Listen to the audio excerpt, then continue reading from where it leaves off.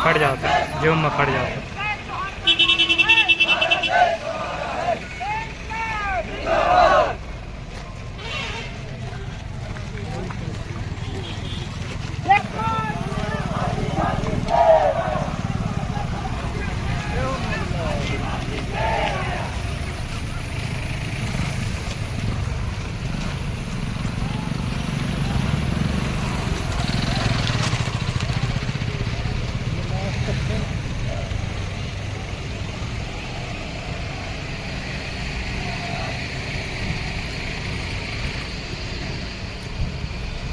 थकिया वाले घर वाले जय जोहार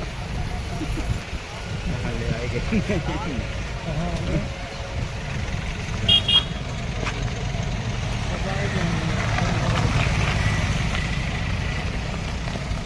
सरपंच संघ किस प्रांत के अध्यक्ष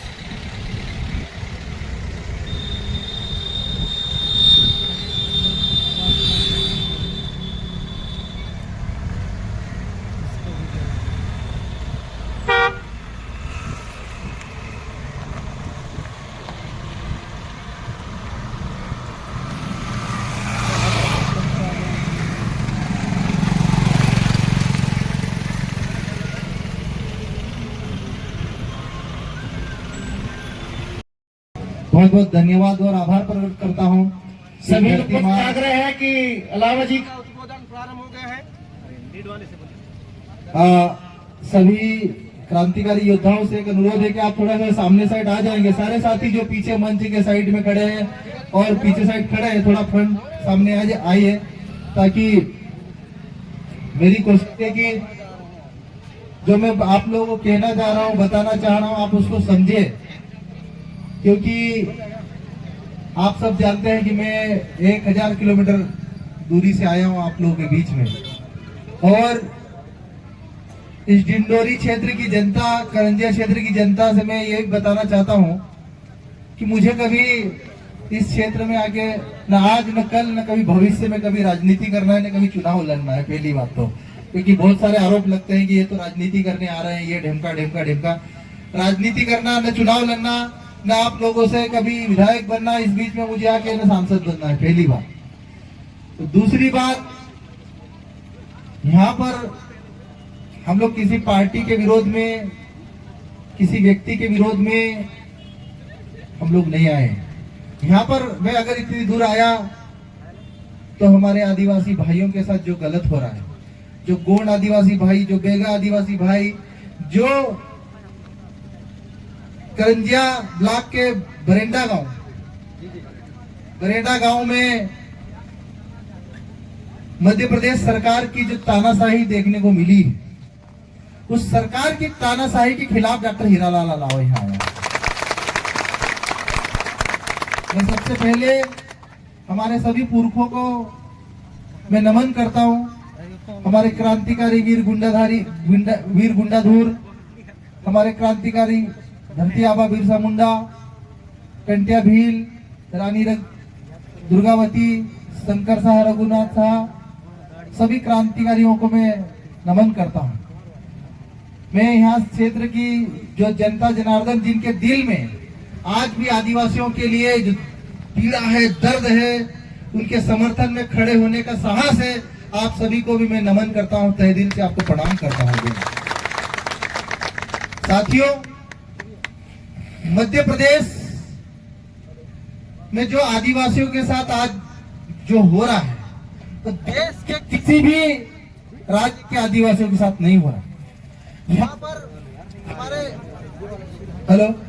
पर हमारे आदिवासी भाइयों को जल, जंगल और जमीन से बेदखल करने का जो सरकारी षड्यंत्र चल रहा है, जो कूटनीतिक राजनीतिक षड्यंत्र चल रहा है, उन षड्यंत्रों के खिलाफ लड़ाई लड़ने के हीरालाल अलावा आप लोगों के साथ में आया। साथियों, पिछले 23 जून को आपके बरेंडा में आदिवासी भाइयों को बिना किसी सूचना के, बिना किसी नोटिस के, बिना किसी आदेश निर्देश के, सिर्फ तानाशाही, दादागिरी, गुंडागिरी के दम पर, बंदूक के दम पर उन आदिवासियों को डराने की, धमकाने की, उनके घरों को तहस नहस करने का जो राजनीतिक कूटनीतिक षड्यंत्र मोहन यादव सरकार के संरक्षण में आओ सरकार के खिलाफ आप लोगों के बीच में आया हूं। साथियों, जिस प्रकार मोहन यादव सरकार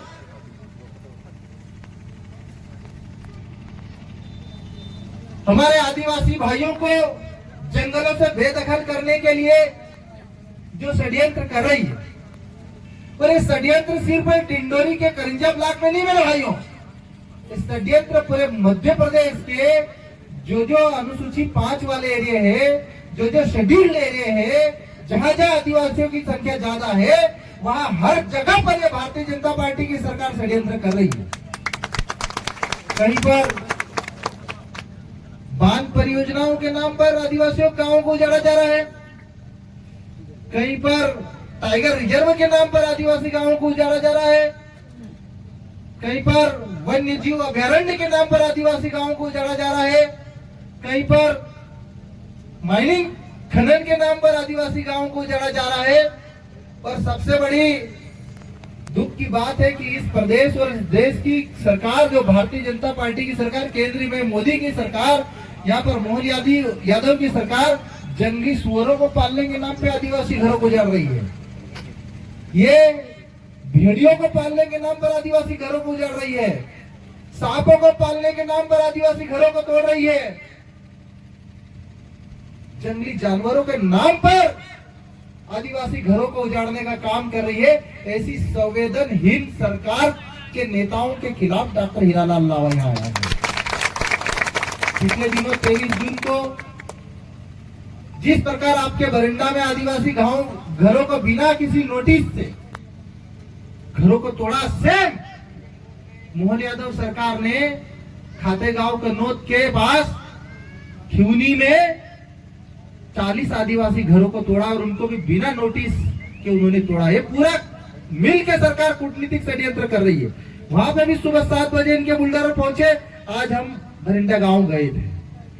सरकार एक तरफ कह रही कि अवैध अतिक्रमणकारी, हमने हमारी पूरी जैश योद्धाओं की टीम ने एक परिवार से हम लोग मिले। अभी कई बुजुर्ग जो बेगा कम्युनिटी की जो संरक्षित जनजाति है उनके हमारे मंच पांडाल में उपस्थित, उनसे बात की। उन्होंने कहा कि हमारे तीसरी पीढ़ी के लोग, चौथी पीढ़ी के लोग यहाँ पर निवास कर रहे हैं। मैं कहता हूँ मोहन यादव सरकार से, ये आपका कलेक्टर झूठा है, ये आपका एसडीएम झूठा है, आपका डीएफओ झूठा है। बिना किसी जांच के, बिना किसी नोटिस के इन्होंने आदिवासियों के घर तोड़े, आदिवासी महिलाओं को मारा, आदिवासी बच्चों को मारा, पुरुषों को मारा। इनके ऊपर ST/SC एक्ट में तो एफआईआर होनी चाहिए, साथ में ऐसे भी धाराओं में एफआईआर होना चाहिए, पूरा जीवन इनका जेल में निकलना चाहिए। और मैं आप सभी डिंडोरी वासियों से और यहाँ के आदिवासियों से मैं कहना चाहता हूँ, भाइयों अगर इस लड़ाई में अगर अब तुम पार्टी लेके चलोगे कि ये पार्टी वो पार्टी, तो आप लोगों को जमीन में गाड़ देंगे ये सरकार। अगर पार्टी से ऊपर उठो, समाज की लड़ाई में तो समाज जिंदा रहेगा, तुम्हें आदिवासी जिंदा रहेगा। हम तुम्हारे साथ, क्योंकि अगर यह समाज एकजुट नहीं होगा तो अभी आप लोगों को पता, आपके डिंडोरी जिले की घटना बता रहा हूँ, 4-5 ऐसे गरीब आदिवासी जिनके पास BPL के कार्ड है और यहाँ के जमीन माफियाओं ने 1000 एकड़ उनके नाम पे जमीन खरीद ली। क्या है कि कलेक्टर को नहीं पता, क्या SDM को नहीं पता, क्या सरकार को नहीं पता? ये सब मिलकर आदिवासियों को हटाने का षड्यंत्र कर रहे हैं मेरे भाइयों। इसलिए अभी भी वक्त है, आप सब एक हो जाओ तो बचोगे, पर अगर एक नहीं हुए, पार्टियों में बटे रहे तो बड़े पैमाने पर आदिवासियों को यहाँ से हटाया जाएगा। और हमारे कुछ भाइयों ने कहा कि ये हाथियों को छोड़ रहे हैं, ये सच बात है कि इनका षड्यंत्र है। टोली की टोली में हाथियों को छोड़ रहे ताकि हाथियों के डर से आदिवासी भाग जाए।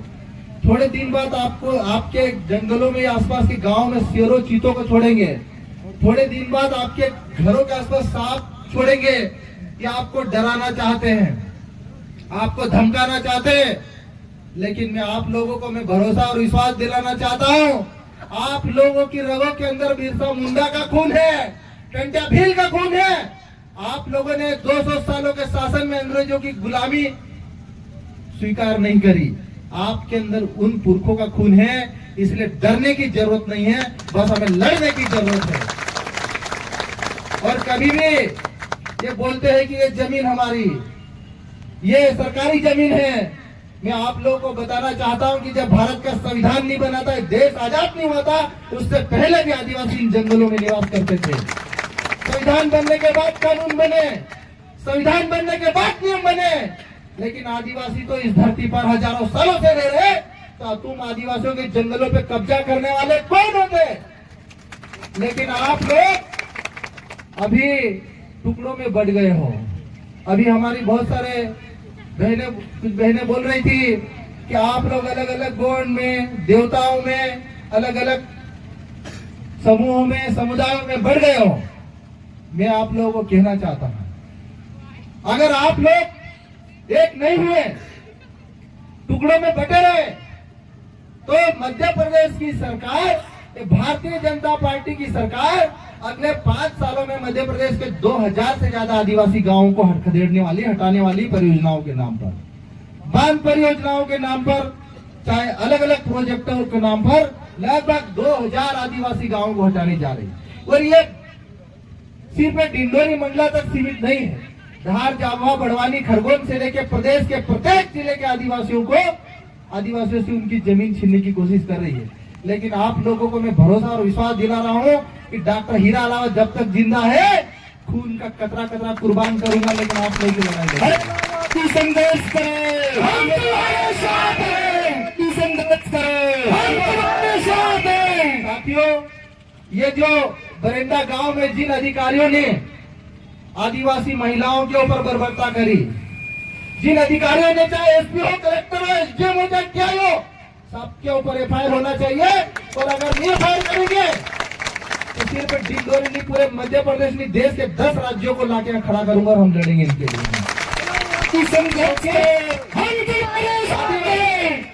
आदिवासी यहाँ के मालिक है मेरे भाइयों, इस धरती के मालिक है, इस देश के मालिक है, इस देश को बनाने वाले आदिवासी।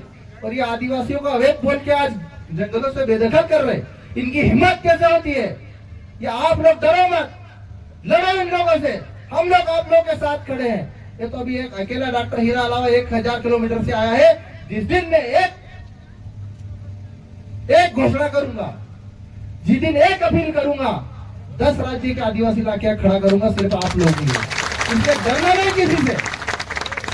तो देश हमारा है, भारत हमारा है, और हम सब आपके लिए मिलकर लड़ने के लिए तैयार हैं।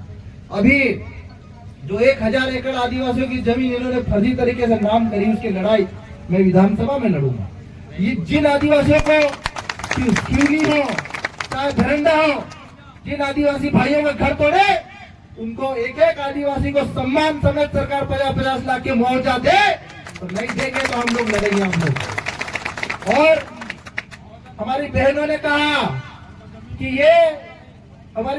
कहा कि इन लोगों ने आप लोगों को डराया, आप लोगों को धमकाया और 5-5 किलो का अनाज देके आपको खरीदने की कोशिश कर रही है। कितना?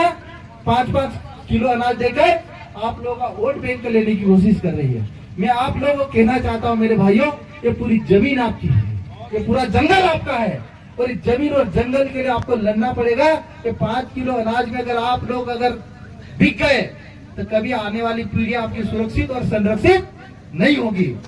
मैं आप लोगों से कहना चाहता हूं मेरे भाइयों, ये लड़ाई की शुरुआत है। ये धरना और आंदोलन सिर्फ पहला नहीं है, ये शुरुआत है। और जब तक आप लोगों को अपना हक और अधिकार नहीं मिले, कानून बना, वन अधिकार कानून 2008 में लागू हुआ। कानून कहता है कि 13 दिसंबर 2005 से पहले जो भी इस जमीन पर निवास कर रहे हैं, जो भी 3 पीढ़ी से ज्यादा निवास कर रहे हैं, उन सबको व्यक्तिगत पट्टा तो मिलेगा और सामूहिक पट्टा भी मिलेगा। लेकिन ये सरकार ने हमारे आदिवासियों के लगभग 6 लाख पट्टे निरस्त किए। भारतीय जनता पार्टी सरकार ने कितने? 6 लाख पट्टे सरकार ने निरस्त करे। और 5 रुपए किलो अनाज में तुमको समझाना चाहती है ये 1000 रुपए 1200 रुपए में लाडली बहना के खाते में डाल के तुमको समझाना चाहती है। ये सरकार आदिवासियों की जमीन छीनना चाहती है और इस सरकार को बदलने के लिए मैं अकेला नहीं, सबको मिलकर लड़ना पड़ेगा। तो जमीन बेचेंगी मेरे भाइयों, अगर आप लोग मिलकर नहीं लड़ोगे तो ये हमारी जमीन छीन लेगी मोहन यादव से। और आप लोग को ये भी बता दूं, ये जो आप लोगों के घरों के ऊपर बुलडोजर चलाए मोहन यादव सरकार ने, इसमें मनोज अग्रवाल जो पीसीसीएफ है, इसमें श्रीवास्तव जो पीसीसीएफ है, इन दोनों ने आदेश जारी किए थे। इन्होंने दोनों लिखित में आदेश जारी किए कि अवैध अतिक्रमणकारियों को जंगलों से बेदखल किया जाए। लेकिन सुप्रीम कोर्ट का आदेश है कि जिन लोगों ने समय पर दावे नहीं किए, जिन लोगों ने वन मित्र पोर्टल ऐप के माध्यम से अपने फॉर्म नहीं भर पाए, उनको एक मौका और दिया जाए, दोबारा सर्वे किया जाए और उसके बाद ही किसी को बेदखल किया जाए। और ऐसी कोई सरकार, ऐसा कोई कानून नहीं बना जो ये कहता है कि भरी बरसात में आदिवासियों को घर तोड़ दो। अगर ये अगर भरी बरसात में आदिवासियों को घर तोड़ा जा रहा है तो ये पूरे संविधान के खिलाफ है। और जिन अधिकारी, जिला कलेक्टर, एसडीएम और इनके निर्देशन में तोड़ा जा रहा है तो ये पूरे संविधान के खिलाफ काम करने वाले अधिकारी, संविधान को मानने वाले अधिकारी नहीं है। इनको संविधान में शेड्यूल 5 के अंदर विशेष अधिकार दिया गया है। अधिकारियों को जिम्मा सौंपा गया है कि तुम शेड्यूल 5 के पालन करवाओगे, आदिवासियों को सुरक्षा और संरक्षण दोगे। लेकिन भरी बरसात में अगर आदिवासियों के घर तोड़ रहे तो ये लोग दोषी है, ये लोग अपराधी है और इनके ऊपर सरकार कार्रवाई नहीं करे तो पूरे मध्य प्रदेश का आदिवासी एकजुट होकर इनके खिलाफ कार्रवाई करना पड़ेगा। ये लड़ाई तो लड़ना पड़ेगा। अगर हम और आप नहीं लड़े लड़ाई तो जमीन जो हमारे पुरखों ने लड़के बचाई, बिरसा मुंडा शहीद हुआ आदिवासियों के लिए, टंट्या भील शहीद हुआ, मुंडा धूर शहीद हुआ और हमारे दादा हीरा सिंह मरकाम आप लोगों के लड़ के पूरा जीवन उन्होंने समर्पित कर दिया। लेकिन अगर आप भी अगर नहीं जागे, एकजुट नहीं हुए तो हमारे जल जंगल जमीन और हमसे छीन ले जाएंगे। लेकिन मेरे भाइयों, आप लोगों को मैं कहना चाहता हूँ, हीरा अलावा अभी विधानसभा के भीतर है और इस शेर दहाड़ेगा, आप लोगों के लिए लड़ेगा, आप लोगों की आवाज उठाएगा। और जब तक इनके ऊपर कार्रवाई नहीं होती, सरकार अगर इनको जमीन के पट्टे नहीं देती, मुआवजा नहीं देती, कार्रवाई नहीं होती, ये लड़ाई जारी रहेगी। ये धरना प्रदर्शन अभी शुरुआत है, ट्रेलर है, अभी पिक्चर में बाकी है मेरे भाइयों। हम लोग पूरी योजना और प्लानिंग बना के लड़ेंगे। अभी कुछ लोगों को लग रहा होगा कि ये पार्टी का, किसी पार्टी का कार्यक्रम है। ये जयस एक सामाजिक संगठन है मेरे भाई, ये समाज है और इस समाज में अभी कुछ लोग को सूचना मिली होगी, कुछ लोगों को नहीं सूचना मिली होगी। लेकिन अगली बार जब धरना प्रदर्शन करेंगे तो 10 राज्य के आदिवासी आएंगे, ये भी मैं बता देना चाहता हूँ। आप सभी को जय जोहार, जय आदिवासी जिंदाबाद। हम तुम्हारे साथ हैं।